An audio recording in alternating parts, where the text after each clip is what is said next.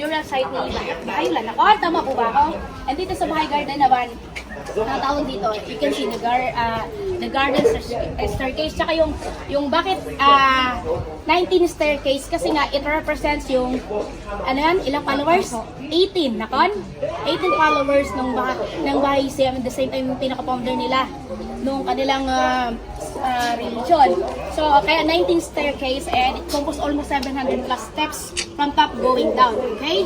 So, nandun yung isa sa mga ano rin na sacred, yung shrine, nakon, yung pinasukan natin kanina. Kaya mapansin nyo, lahat ng Muslim na mga tomb o libingan, mayroon lang maliban sa Makpel of Hebron, you've been there, yun ay pwedeng mag-picture sa ng kanilang shrine. Pero dito, katulad yan, even sa Nabi Shuaib, kung napunta kayo ng north, bawal din doon. Pero pansin nyo, masyadong elegante, masyadong sacred kasi for them it is holy. So we have